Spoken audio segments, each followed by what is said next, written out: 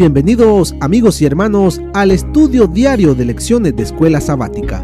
La palabra de Dios dice: mas buscad primeramente el reino de Dios y su justicia, y todas las demás cosas vendrán por añadidura. Por eso, a partir de este momento, Radio Adventista, la voz de la verdad, te invita a mantener la sintonía del cielo para que puedas escuchar y comprender el estudio de hoy con nuestro hermano Humberto Cativo. Muy buenos días, mis queridos hermanos y amigos. Nuevamente estamos con ustedes a través de Radio Adventista, la voz de la verdad. Hoy martes 17 de septiembre. La lección de hoy se titula La crucifixión. Oremos. Dios y Padre que mora en los cielos, Señor Jehová, alabado sea, Señor, su santo nombre. Gracias por su palabra. Gracias por estas lecciones, las cuales nos enseñan lo que usted con su Hijo y el Espíritu Santo tuvieron que hacer para redimirnos del pecado. Suplicamos, Señor, que nos dé sabiduría para valorar todo esto, para que aprendamos a amarle, a obedecerle y servirle, y poner en alto su nombre. Háblenos, Señor, se lo suplicamos en los méritos de nuestro Señor Jesús. Amén. La crucifixión. Ahí llegamos al clímax, a lo más alto de lo que el Hijo de Dios, como ser humano, tendría que llegar y pasar para poder pagar el precio del pecado en el ser humano, porque la paga del pecado es muerte. Y hasta ahí llegó el Hijo de Dios. Pero no fue fácil, porque hubieron varias cosas que pasaron allí, esa semana de la pasión, después de haber pasado por ese juicio, que no fue un juicio justo y de madrugada. Así que veamos ahora qué nos enseña para que valoremos lo que el Hijo de Dios tuvo que sufrir por amor a cada uno de nosotros, los seres humanos. Pues Él podía decir: no vale la pena dar la vida por estos. Él pudo decir basta. Pero Él no. Él dijo: iré hasta el final. No importa lo que pase. Y llegó. Veamos qué nos dice la palabra de Dios en Marcos 15, 21 al 38. Y después estudiaremos un poquito. Vayamos a Marcos. Dice en el verso 21: obligaron a uno que pasaba, Simón de Cirene, padre de Alejandro y de Rufo, que venía del campo, y a que le llevara la cruz. Y lo llevaron a un lugar llamado Gólgota, que significa lugar de la calavera. Le dieron a beber vino mezclado con mirra, pero él no lo tomó. Cuando lo crucificaron, repartieron entre sí sus vestidos, echando suerte sobre ellos para ver qué se llevaría cada uno. Era la hora tercera cuando lo crucificaron. El título escrito que señalaba la causa de su condena era «El Rey de los Judíos». Crucificaron también con él a 2 ladrones, uno a su derecha y el otro a su izquierda. Así se cumplió la escritura que dice: «Y fue contado con los pecadores». Los que pasaban lo insultaban, meneando la cabeza y diciendo: «Bah, tú que derribarías el templo de Dios y en 3 días lo reedificarías, sálvate a ti mismo y desciende de la cruz». De esta manera también los principales sacerdotes, burlándose, se decían uno a otros con los escribas: «A otro salvó, pero a sí mismo no se puede salvar. El Cristo Rey de Israel, que descienda ahora de la cruz para que veamos y creamos». También los que estaban crucificados con él lo insultaban. Cuando vino la hora sexta, hubo tinieblas sobre toda la tierra hasta la hora novena. Y a la hora novena Jesús clamó a gran voz diciendo: «Eloí, Eloí, lama sabactani», que significa: Dios mío, ¿por qué me has desamparado? Algunos de los que estaban allí decían al oírlo: «Mirad, llama a Elías». Corrió uno y empapando una esponja en vinagre, la puso en una caña y le dio a beber diciendo: «Dejad, veamos si viene Elías a bajarlo». Pero Jesús, lanzando un fuerte grito, expiró.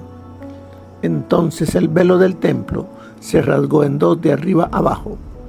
Y el centurión que estaba frente a él, viendo que después de clamar había expirado así, dijo: «Verdaderamente este hombre era Hijo de Dios».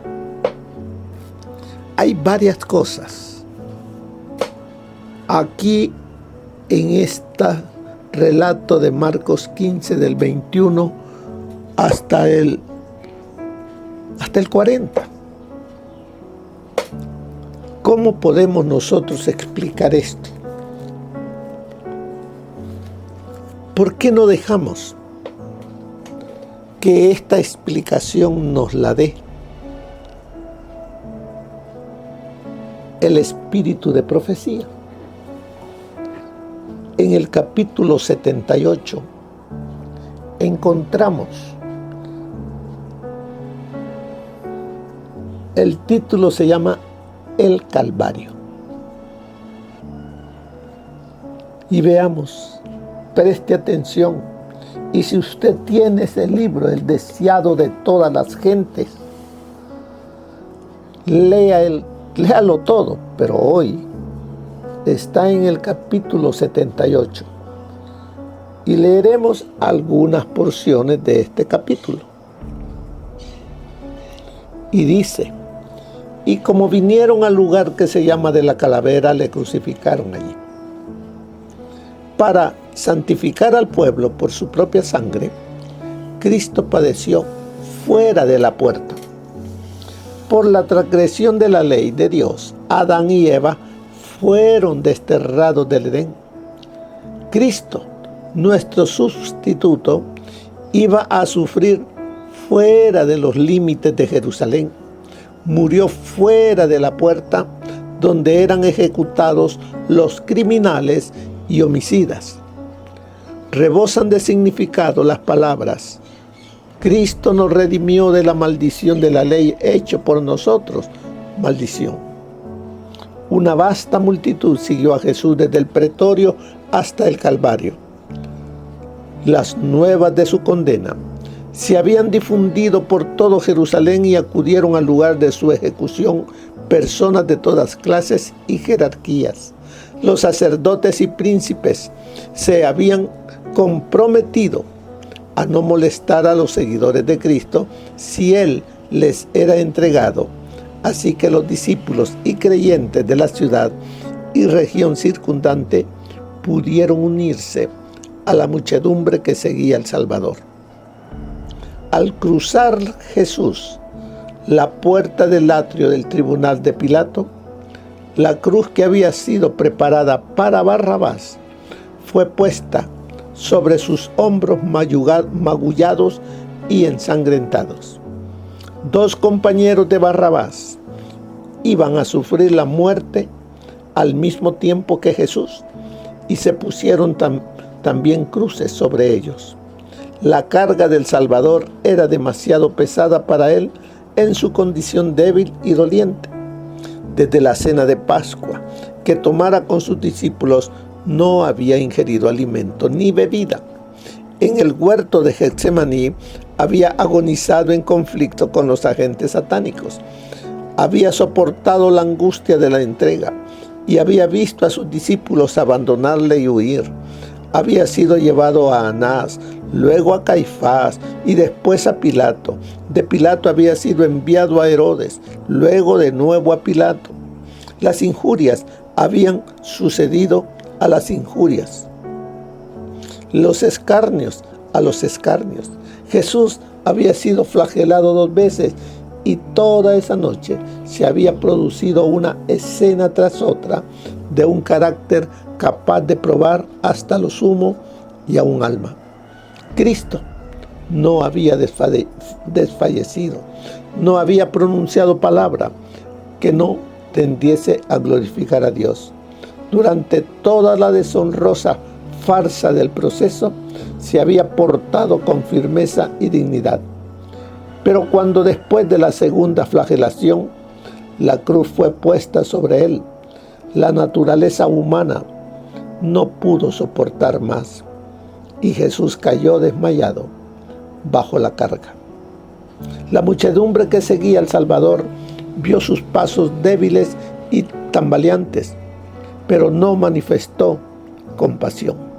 Se burló de él y le vilipendió porque no podía llevar la pesada cruz. Volvieron a poner sobre él la carga y otra vez cayó desfalleciente al suelo. Sus perseguidores vieron que le era imposible llevarla más lejos. No sabían dónde encontrar quien quisiera llevar la humillante carga. Los judíos mismos no podían hacerlo, porque la contaminación les habría impedido observar la Pascua. Entre la turba que le seguía, no había una sola persona que quisiera rebajarse a llevar la cruz. En ese momento, un forastero, Simón Cireneo, que volvía del campo, se encontró con la muchedumbre. Oyó las burlas y palabras soeces de la turba. Oyó las palabras repetidas con desprecio. Abrid paso para el rey de los judíos. Se detuvo asombrado ante la escena y, como expresara su compasión, se apoderaron de él y colocaron la cruz sobre sus hombros. Simón había oído hablar de Jesús. Sus hijos creían en el Salvador, pero él no era discípulo. Resultó una bendición para él llevar la cruz al Calvario y desde entonces estuvo siempre agradecido por esta providencia. Ella le indujo a tomar sobre sí la cruz de Cristo por su propia voluntad y a estar siempre alegremente bajo su carga. Al llegar al lugar de la ejecución, los presos fueron atados a los instrumentos de tortura. Los 2 ladrones se debatieron en las manos de aquellos que los ponían sobre la cruz, pero Jesús no ofreció resistencia. La madre de Jesús, sostenida por el amado discípulo Juan, había seguido las pisadas de su hijo hasta el Calvario.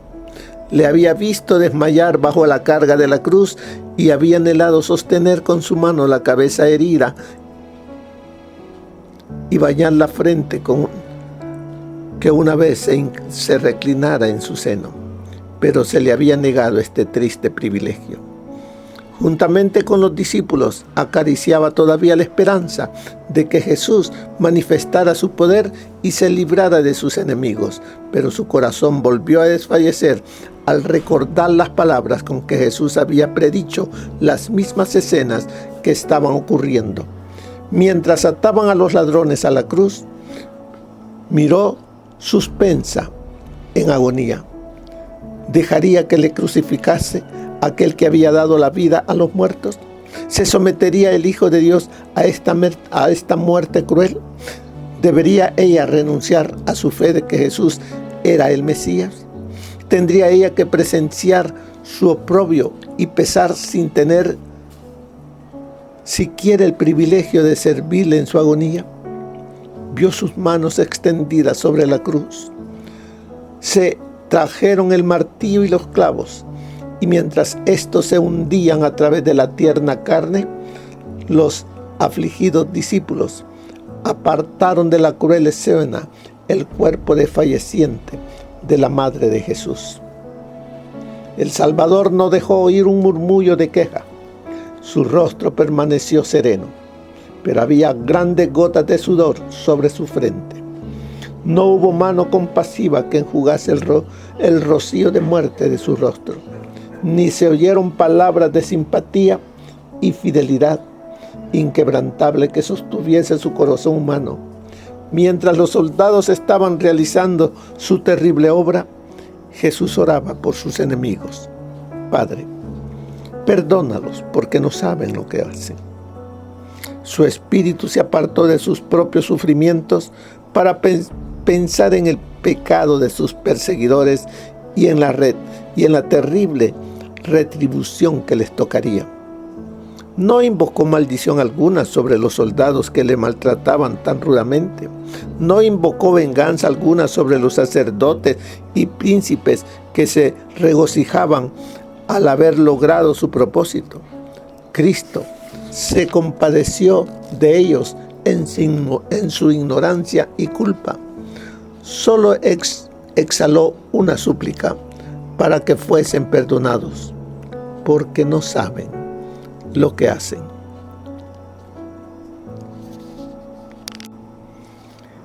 Tan pronto como Jesús estuvo clavado en la cruz, esta fue levantada por hombres fuertes y plantada con gran violencia en el hoyo preparado para ella. Esto causó los más atroces dolores al Hijo de Dios. Pilato escribió entonces una inscripción en hebreo, griego y latín y la colocó sobre la cruz más arriba que la cabeza de Jesús. Decía: Jesús Nazareno, Rey de los judíos. Esta inscripción irritaba a los judíos. En el tribunal de Pilato habían clamado: crucifícale. No tenemos rey sino a César. Habían declarado que quien reconociese a otro rey era traidor.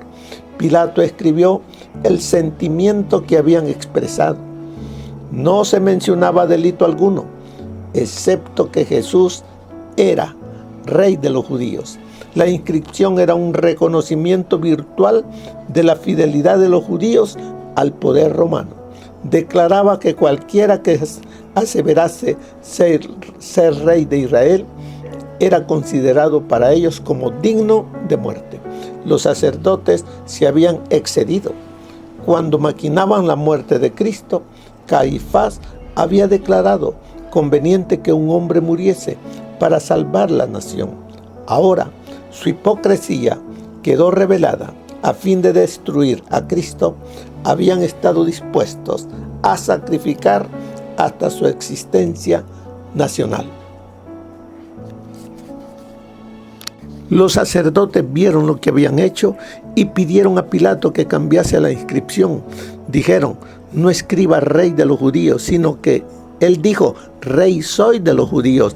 Pero Pilato estaba airado consigo mismo por su debilidad anterior y despreciaba cabalmente a los celosos y arteros sacerdotes y príncipes. Respondió fríamente: lo que he escrito, he escrito. Un poder superior a Pilato y a los judíos había dirigido la colocación de esa inscripción sobre la cabeza de Jesús. En la providencia de Dios tenía que incitar a reflexionar e investigar las Escrituras. El lugar donde Cristo fue crucificado se hallaba cerca de la ciudad. Miles de personas de todos los países estaban entonces en Jerusalén y la inscripción que declaraba Mesías a Jesús de Nazaret iba a llegar a su conocimiento. Era una verdad viva transcrita por una mano que Dios había guiado. Los enemigos de Jesús desahogaron su ira sobre él mientras pendía de la cruz. Sacerdotes, príncipes y escribas se unieron a la muchedumbre para burlarse del Salvador moribundo. En ocasión del bautismo y la transfiguración se había oído la voz de Dios proclamar a Cristo como su Hijo. Nuevamente, precisamente antes de la entrega de Cristo, el Padre había hablado y atestiguado su divinidad. Pero ahora, la voz del cielo callaba. Ningún testimonio se oía en favor de Cristo. Solo sufría los ultrajes y las burlas de los hombres perversos. Si eres hijo de Dios, decían, desciende de la cruz, sálvese así, si este es el Mesías, el escogido de Dios. En el desierto de la tentación, Satanás había declarado, si eres hijo de Dios, di que estas piedras se hagan pan. Si eres hijo de Dios, échate abajo desde el pináculo del templo. Y Satanás, con ángeles suyos, en forma humana, estaban presentes al lado de la cruz. El gran enemigo y sus huestes cooperaban con los sacerdotes y príncipes. Los maestros del pueblo habían incitado a la turba ignorante a pronunciar juicio contra uno a quien muchos no habían mirado hasta que se les instó a que diesen testimonio contra él. Los sacerdotes, los príncipes, los fariseos y el populacho empedernido estaban confederados en un frenesí satánico. Los dirigentes religiosos se habían unido con Satanás y sus ángeles estaban cumpliendo sus órdenes. Mientras se burlaban del Salvador, los hombres que profesaban ser expositores de la profecía repetían las mismas palabras que la inscripción había predicho que pronunciarían en esta ocasión. Sin embargo, en su ceguera, no vieron que estaban cumpliendo la profecía. Los que con irrisión dijeron, confió en Dios, líbrele ahora si le quiere, porque ha dicho, soy hijo de Dios.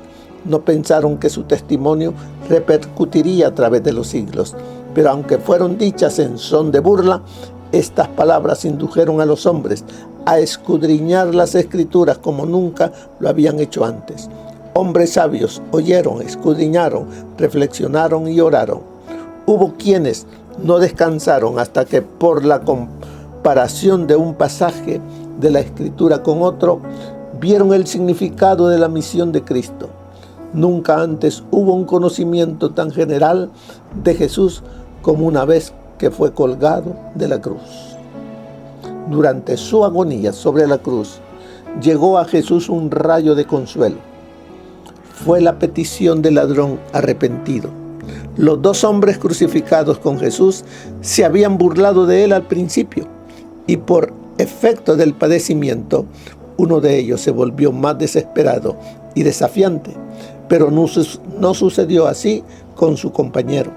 Este hombre no era un criminal empedernido. Había sido extraviado por las malas compañías, pero era menos culpable que muchos de aquellos que estaban al lado de la cruz vilipendiando al Salvador. Había visto y oído a Jesús y se había convencido por su enseñanza, pero había sido desviado de él por los sacerdotes y príncipes. Procurando ahora ahogar su convicción, se había hundido más y más en el pecado, hasta que fue arrestado, juzgado como criminal y condenado a morir en la cruz. En el tribunal y en el camino al Calvario había estado en compañía de Jesús. Había oído a Pilato declarar ningún crimen hallo en él. Había notado su porte divino y el espíritu compasivo de perdón que manifestaba hacia quienes le atormentaban. En la cruz vio a los muchos que hacían gran profesión de religión sacarle la lengua con escarnio y ridiculizar al Señor Jesús. Vio las cabezas que se sacudían, oyó como su compañero de culpabilidad repetía las palabras de reproche: si tú eres el Cristo, sálvate a ti mismo y a nosotros. Y entre los que pasaban oía muchos que defendían a Jesús. Les oía repetir sus palabras y hablar de sus obras. Penetró de nuevo en su corazón la convicción que era el Cristo. Volviéndose hacia su compañero culpable, dijo: ¿ni aun tú temes a Dios estando en esta misma condenación? Los ladrones moribundos no tenían ya nada que temer de los hombres, pero uno de ellos sentía la convicción de que había un Dios a quien temer, un futuro que debía hacerle temblar. Y ahora, así como se hallaba, todo manchado por el pecado, se veía a punto de terminar la historia de su vida. Y nosotros, a la verdad, justamente padecemos, gimió, porque recibimos lo que merecieron nuestros hechos, mas ningún mal hizo. Nada ponía ya en tela de juicio, no expresaba dudas ni reproches. Al ser condenado por su crimen, el ladrón se había llenado de desesperación, pero ahora brotaban en su mente pensamientos extraños impregnados de ternura. Recordaba todo lo que había oído decir acerca de Jesús, cómo había sanado a enfermos y perdonado el pecado. Había oído las palabras de los que creían en Jesús y le seguían llorando. Había visto y leído el título puesto sobre la cabeza del Salvador. Había oído a los transeúntes repetirlo, algunos con labios temblorosos y afligidos, otros con escarnio y burla. El Espíritu Santo iluminó su mente y poco a poco se fue escalonando la cadena de la evidencia. En Jesús magullado, escarnecido y colgado de la cruz, vio al Cordero de Dios que quita el pecado del mundo. La esperanza se mezcló con la angustia en su voz mientras su alma desamparada se aferraba de un Salvador moribundo. Señor, acuérdate de mí, exclamó, cuando vinieres en tu reino. Prestamente llegó la respuesta. El tono era suave y melodioso y la palabra llena de amor, compasión y poder. De cierto te digo hoy, estarás conmigo en el paraíso. Durante largas horas de agonía, el vilipendio y el escarnio habían herido los oídos de Jesús. Mientras pendía de la cruz, subía hacia él el ruido de las burlas y maldiciones. Con corazón anhelante había escuchado para oír alguna expresión de fe de parte de sus discípulos. Había oído solamente las tristes palabras. Esperábamos que él era el que había de redimir a Israel. Cuánto agradecimiento sintió entonces el Salvador por la expresión de fe y amor que oyó del ladrón moribundo. Mientras los dirigentes judíos le negaban y hasta sus discípulos dudaban de su divinidad, el pobre ladrón, en el umbral de la eternidad, llamó a Jesús Señor. Muchos estaban dispuestos a llamarle Señor cuando realizaba milagros y después que hubo resucitado de la tumba. Pero mientras pendía moribundo de la cruz, nadie le reconoció sino el ladrón arrepentido que se salvó a la 11ª hora. Los que estaban cerca de allí oyeron las palabras del ladrón cuando llamaba a Jesús Señor. El tono del hombre arrepentido llamó la atención. Los que al pie de la cruz habían estado disputándose la ropa de Cristo y echando suerte sobre su túnica se detuvieron a escuchar. Callaron las voces airadas. Con el aliento en suspenso, miraron a Cristo y esperaron la respuesta de aquellos labios moribundos. Mientras pronunciaba las palabras de promesa, la oscura nube que parecía rodear la cruz fue atravesada por una luz viva y brillante. El ladrón arrepentido sintió la perfecta paz de la aceptación por Dios. En su humillación, Cristo fue glorificado. El que ante otros ojos parecía vencido, era el vencedor. Fue reconocido como expiador del pecado. Los hombres pueden ejercer poder sobre su cuerpo humano, pueden herir sus santas sienes con la corona de espina, pueden despojarle de su vestidura y disputársela en el reparto, pero no pueden quitarle su poder de perdonar pecados. Al morir, da testimonio de su propia divinidad para la gloria del Padre. Su oído no se ha agravado al punto de no poder oír, ni se ha acortado su brazo para no poder salvar. Es su derecho real salvar hasta lo sumo a todos los que por él se allegan a Dios. De cierto te digo hoy, estarás conmigo en el paraíso. Cristo no prometió que el ladrón estaría en el paraíso ese día. Él mismo no fue ese día al paraíso. Durmió en la tumba y en la mañana de la resurrección dijo: aún no he subido a mi Padre. Pero en el día de la crucifixión, el día de la derrota y tinieblas aparentes, formuló la promesa. Hoy, mientras moría en la cruz como malhechor, Cristo aseguró al pobre pecador: estarás conmigo en el paraíso. Los ladrones crucificados con Jesús estaban uno a cada lado y Jesús en medio. Así se había dispuesto por indicación de los sacerdotes y príncipes. La posición de Cristo entre los ladrones debía indicar que era el mayor criminal de los tres. Así se cumplía el pasaje: fue contado con los perversos. Pero los sacerdotes no podían ver el pleno significado de su acto. Como Jesús crucificado con los ladrones fue puesto en medio, así su cruz fue puesta en medio de un mundo que yacía en el pecado. Y las palabras de perdón dirigidas al ladrón arrepentido encendieron una luz que brillará hasta los más remotos confines de la tierra. Con asombro los ángeles contemplaron el amor infinito de Jesús, quien, sufriendo la más intensa agonía mental y corporal, pensó solamente en los demás y animó al alma penitente a creer. En su humillación se había dirigido como profeta a las hijas de Israel. Como sacerdote y abogado, había extendido con el Padre para que perdonase a los homicidas. Como Salvador amante, había perdonado los pecados del ladrón arrepentido. Mientras la mirada de Jesús recorría la multitud que le rodeaba, una figura llamó su atención. Al pie de la cruz estaba su madre, sostenida por el discípulo Juan. Ella no podía permanecer lejos de su hijo, y Juan, sabiendo que el fin se acercaba, la había traído de nuevo al lado de la cruz.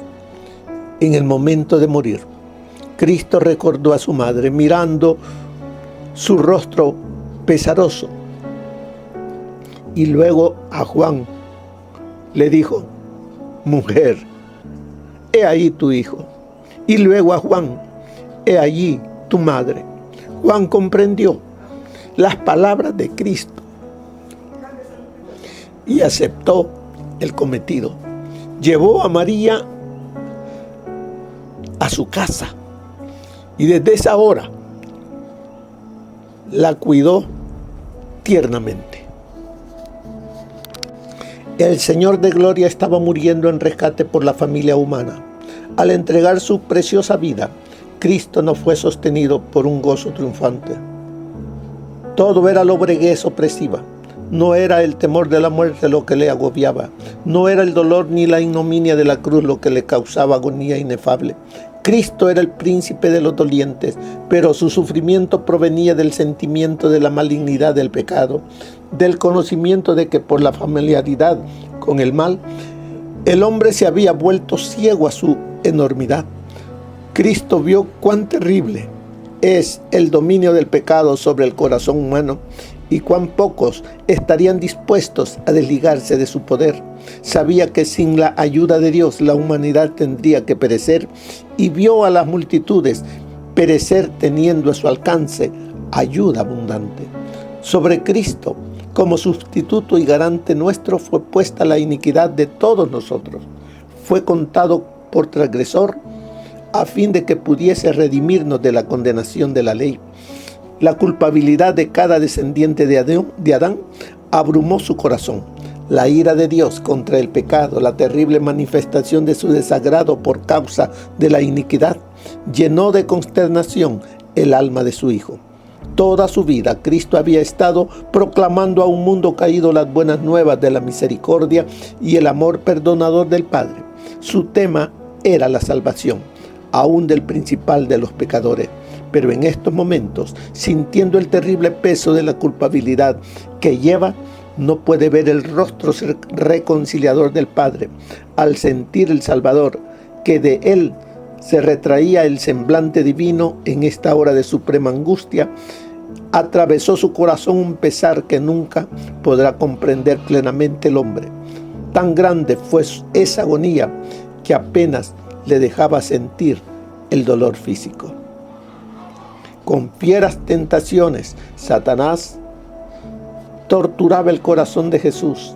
El Salvador no podía ver a través de los portales de la tumba. La esperanza no le presentaba su salida del sepulcro como vencedor, ni le hablaba de la aceptación de su sacrificio por el Padre. Temía que el pecado fuese tan ofensivo para Dios que su separación resultase eterna. Sintió la angustia que el pecador sentirá cuando la misericordia no interceda más por la raza culpable. El sentido del pecado que atraía la ira del Padre sobre él como sustituto del hombre fue lo que hizo tan amarga la copa que bebía el Hijo de Dios y quebró su corazón. Esto y mucho más hay en este capítulo nada más del Calvario. Espero que lo que leí del deseado de todas las gentes nos dé una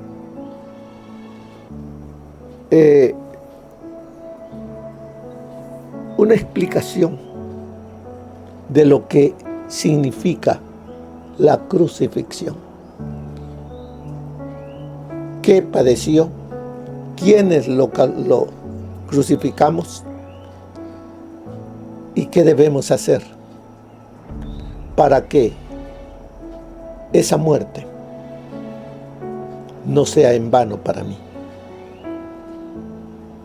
Debemos entonces reconocer que somos pecadores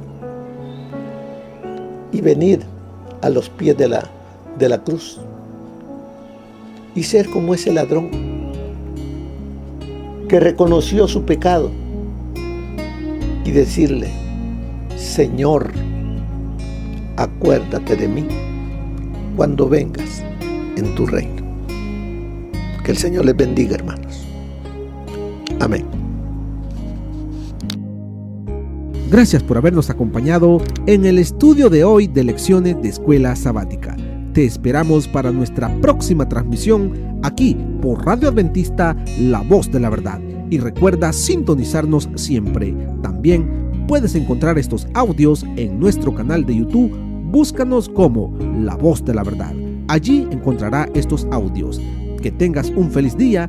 Te esperamos para la próxima.